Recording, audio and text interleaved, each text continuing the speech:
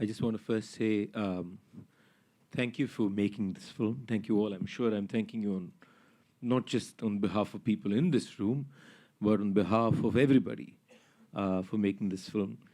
And I'm certain that the film brought a lot of memories back. And we were talking about memory the other day, and it's true that a lot of us have forgotten what really happened in many ways. And when you see the images again, then you really remember what those days were like.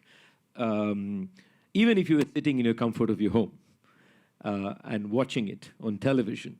So I think it's very, very important because we also have a tendency, memory has this way of changing what we remember. It cleanses things, it makes things more palatable. There is this famous thing about 9/11, and when they asked people first on that day what happened, that story was different from the story they told 4 years later, because our memory changes the story for hope, for various reasons, for survival in many cases. And so thank you for making the film to make sure we do not forget. We do not forget that we were collectively responsible for what happened. So I want you to talk about that. I want you to talk about how it was making the film. And how does it, when you look at the film now, I just want to talk about the two things. While you made it, you were part of what was going on. And then you go back and you make the film you see it today. I just want you to talk about that. Any of you can take it. So. Sure. Hi, firstly, thanks everybody for coming for the screening. Really appreciate it. As to why, I'll tell you why we decided to make the film in the first place. When we realized back in February 2020 that the pandemic was coming to India, we knew that something devastating was going to happen in India, considering our population and our lack of good governance. We knew something terrible is going to happen, and we decided to document whatever happens in whatever way possible. And we had no resources, no team or anything like that. And we discussed with our producers, Anurag Kashyap and Noin Shetty, as to like how to go about it and stuff, and we figured out some solutions. And the first thing we decided to do was to document people who were making vaccines and people who are frontline workers who are helping out people in need from the first day itself. But as the day sort of passed, on the second or third day, we saw a ton of people just stranded out on the streets, under the flyovers, and they had nowhere to go. And that's when we knew that this is a story that nobody's talking about. Like, nobody's talking about hunger. Nobody's talking about daily wage laborers. Nobody's talking about how hunger is an endemic condition in India.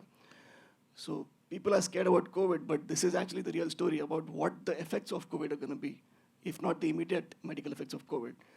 That was the intention of making this film in the first place, to encapsulate how devastating the hunger crisis in India actually is. And then ultimately it became a film about the rich and the poor divide of India and the wealth gap, and how the wealth gap is constantly increasing, and how the pandemic has sort of exacerbated that wealth gap. And in honesty, like when we see the film now, it's almost like a time capsule. It's like a historic piece of document which we should all go back to, like particularly during these times, to sort of check our privilege, to sort of understand why we came to the situation in the first place, and what we can do going forward. What is the one thing that we can change about all of us going forward, so that we don't see this much suffering right in front of our eyes. So that's how I see it now.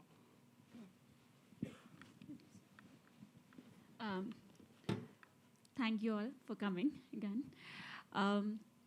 In my opinion, this film was an observation of what happened, because we are constantly just talking, posting, talking, and consuming. I don't think we are observing anymore. And that's the reason we are so out of reality, I feel, even with our lives ourselves. And this was something that was happening which needed observation. So this film, I feel like it's a person silently sitting and just watching everything. It's not even an opinion, not even a commentary on anything. It's just like, it's an observation, that's it. Hi, hi.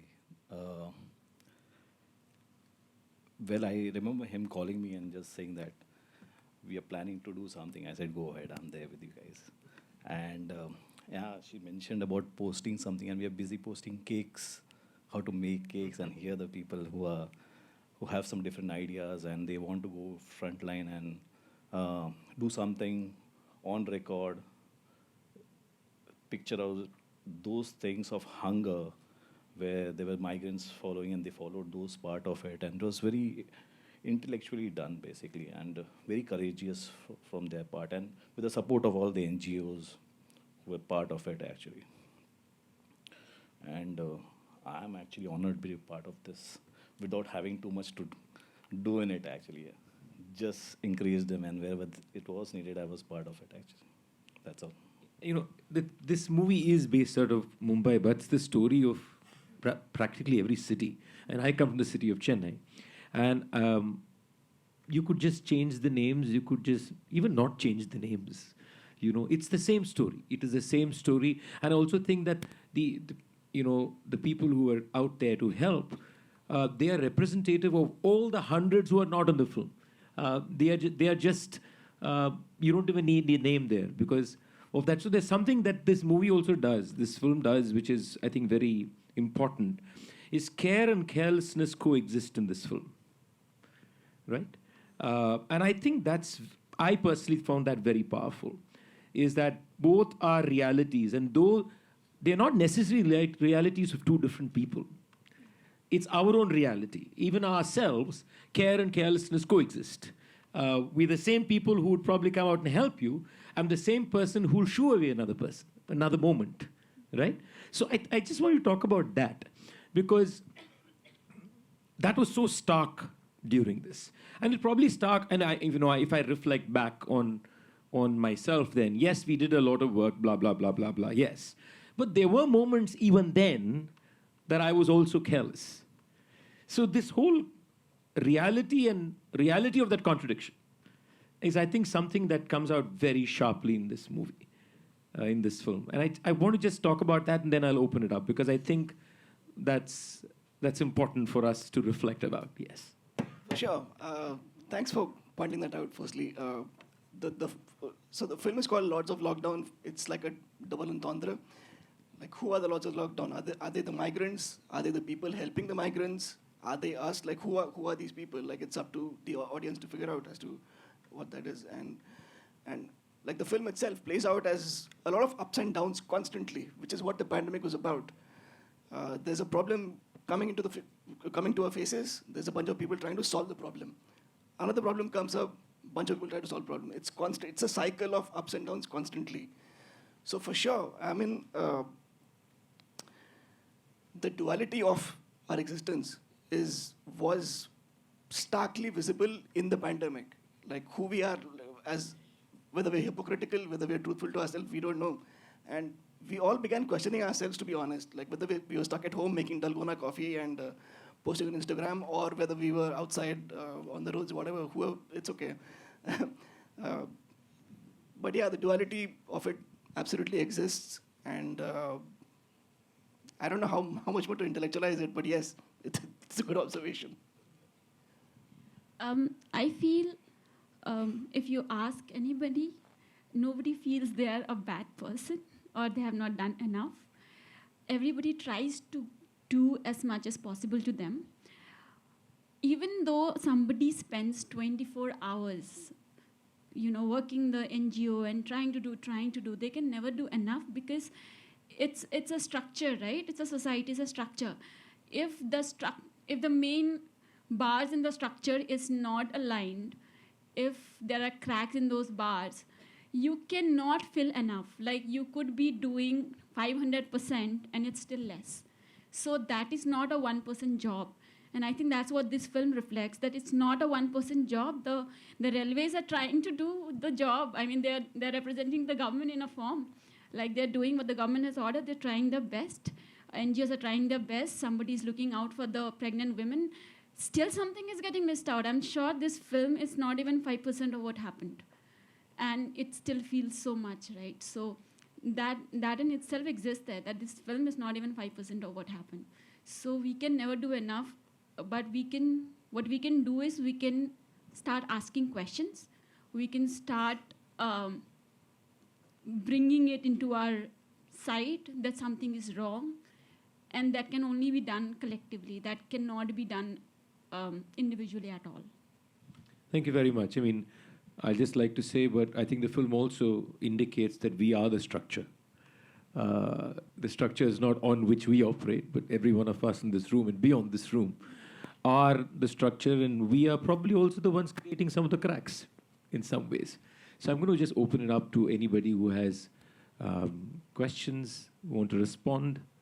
Please just raise your hand and we will send a mic over. Yes, somebody. Go ahead. I'd like to just thank you for what you've done.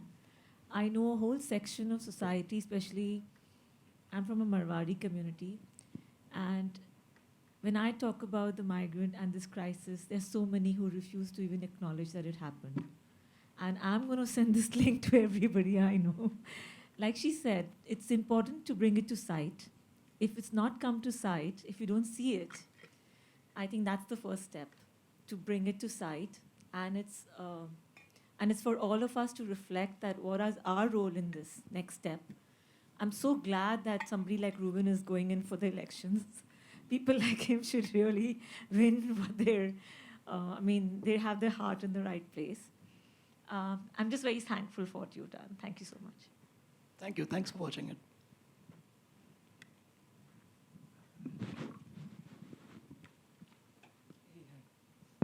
Hi, very cold here. Thank you for making this movie. My name is Suraj. So COVID was like a bandit that was ripped off, and there was this ugly wound that came out. And while you were there, down there, documenting with your team, so while you were seeing all this, how much of it was like a revelation for you at the time? Were you like, because society just opened up, like we saw differently, right? Regarding COVID, you mean? Revelation or what happened? Of what happened, like what you were seeing on the ground, and like what were you learning about in the process? Sure. Actually, it was, every day was quite a revelation because it made me question my own privilege. Like, I am not a rich person, I'm a middle-class person. And even I was very blind to the fact that there could be daily wage laborers strewn on the streets of Bombay if they are not working for like 3 days. That was not the first thought that came into my mind. And I think of myself as a very sensitive person, and it just made it very clear that I'm not. Like, I need to know more, I need to learn more. So every day was like an explosion of revelations for all of us, to be honest. And we saw something, I mean, there are some things in the film which we could not put. And we saw just an excessive, like explosions of suffering and poverty and just human suffering on a daily basis. And COVID was not even in the equation at that point of time. Nobody cared कि COVID hai kya hai. Nobody gave a damn. Despite the fear of COVID being there, we learned what levels of poverty are there in Bombay, firstly, because that's not something that we initially, like, we by default think about. We learned what is Kurla. We learned what is Matunga. So there are different layers of poverty everywhere. There's like a hierarchy of richness and like people in every society. We went to, there's a whole sequence in the Antop Hill thing where the distribution goes wrong. We learned over there that there were 45,000 people per square kilometer in that area, which is like insane. How do you put that area in lockdown? It's not possible. Where are those people going to go? So if you're asking what we learned like a ton of things. But the one thing that we learned is that Bombay is an environmental disaster, it's a management disaster, and it's a government disaster. It's a governance disaster, rather. And if we don't fix something right away, we are in for like really, really tough times going forward. It's going to be the first city that's going to get completely screwed by climate change, if not by ourselves before that.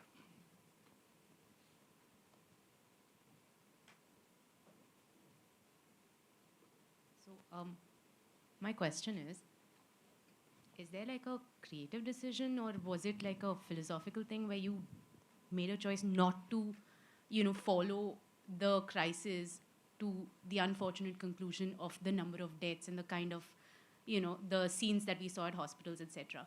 Was it to sort of disallow any form of catharsis, or was it because you wanted to focus on the uncertainty of the, unknown, basically?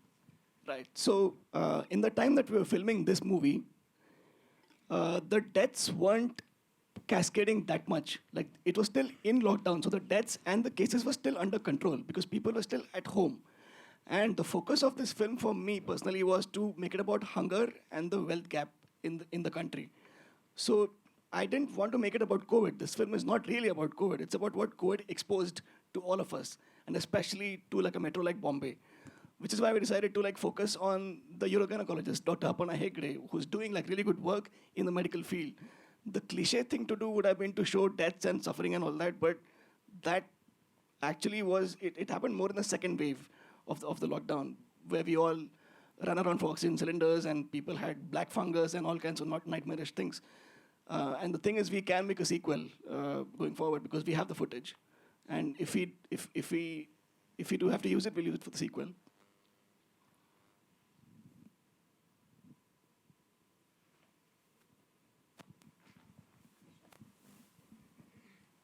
Hi, Mihir. I'm wondering about the level of access you had to shoot this, because especially during the lockdown, when it just started, I understand that you probably had the foresight in February to maybe think that something's coming. But how were you able to get that kind of access and that kind of footage? I have a really amazing executive producer who's sitting right here next to me. She's the one who handles all that, so go ahead. Thank you for the question. See, we live in India. So we live in India. Here, if you have intent, everything is possible. Everything is possible. So it was use all your resources. Cry if you need to.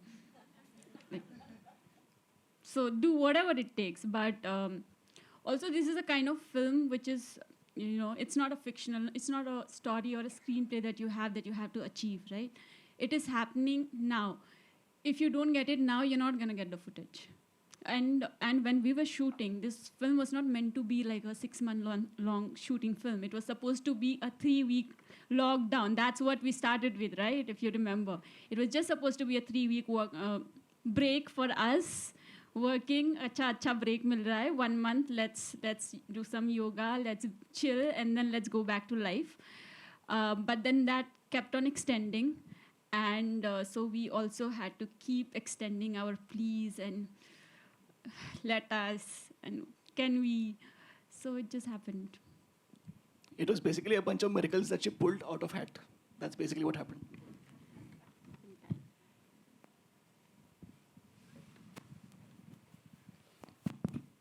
Hi, this is Shubhashish, also happen to be a journalist. Mihir, my question is slightly tangential to the movie you made. Now, there is a lot of anger, which we saw in the film and on the streets as well, against the government, against state governments and central government as well. But going forward, everyone, all of those migrants, they suffered, they all went home, 7 million of them, 4 million in UP, 3 million in Bihar. And then there were state elections. There was Bihar election, and then there were UP elections. In both times, the BJP got more votes than it had the last time. What does that tell you about the people you met, the anger they had towards their governments, and then they vote them back in power in higher numbers? The level of cynicism is basically what I want to understand from you, from those results, and going forward, what do you feel is going to happen? Thank you. Thanks for the question. Yeah, it's a question that we are all currently still grappling with as to what is the way to hold any government, whether it's a BJP, Congress, AAP, I don't care. What is the way to make any government accountable, and what is the way for the common man, which is depicted in the movie, to actually have a voice? I mean, every voice that you heard in this movie is a minority. They don't have any say when it comes to voting or when it comes to anything at all. most of these people live in villages which, like for example, there's one person who's from a village from UP. He didn't have any electricity or water for the first 20 years of his life until Yogi came into power. Now he has 6 hours of electricity and water. So he's going to vote for Yogi. That's number one. Number two, the BJP, for whatever they are, they have incredible, I don't want to say propaganda, but incredible marketing, incredible electoral, let's just call it propaganda. They're really good at it. It's a 24/7 election cycle on news every single day.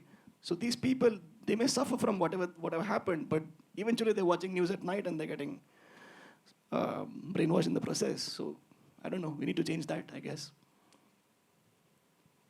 Let's try responding to that. Yeah, just add to what he's saying. I think there are two things that we do as a society. Is we keep people in a mental state of resignation. Now, that's what oppression is, right? Whether it's caste or whether it is religion. So when you keep people, and that's a large proportion of people, in a position of resignation, first the question of challenging something is minimal. An outcry can be there that I'm suffering. That doesn't mean it transfers itself into affirmative action of saying it's an outcry and I have the strength and the power to challenge you.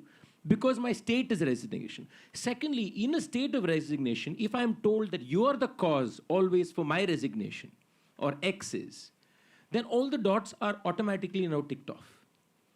And put on top of this a propaganda that's going to do both, right? So I think it's a complex situation where you created a psychological environment in a large number of people who actually believe that this is all life is.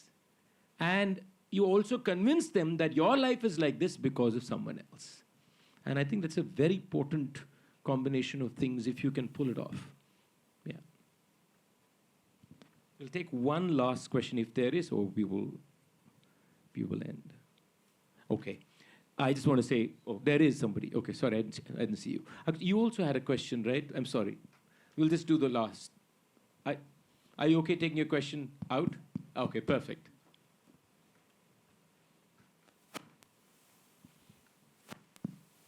Yeah, as a photographer, I was wondering when you were filming the people, going through the most distressing part of their lives actually, was there any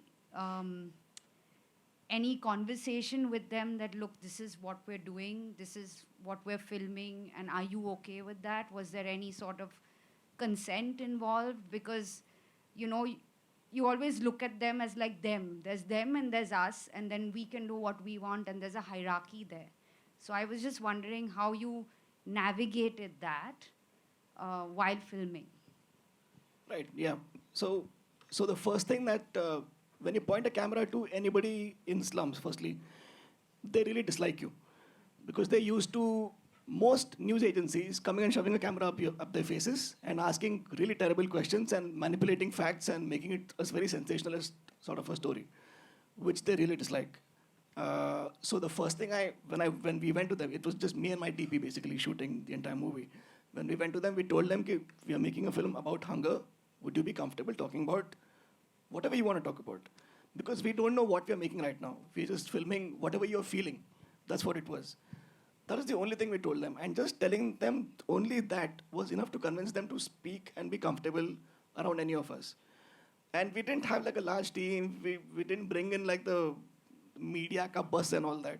So it was just like two kids who were filming something in the pandemic. It was just basically just that. So I think that's why they probably opened up to us also, because they trusted us with whatever they were sharing with us. Yeah. Well, I'm going to end this session, unfortunately, but I really want to thank all of you for making this film. Thank you very much, Mihir, Momita, and Naveen, for coming and spending the afternoon with us and for showing the film to all of us. And I know that you're traveling to many festivals. I just hope that this film does what it intends to do, make us more aware, more conscious, and probably make a better society of at least a few of us. Thank you very much. Thanks a ton.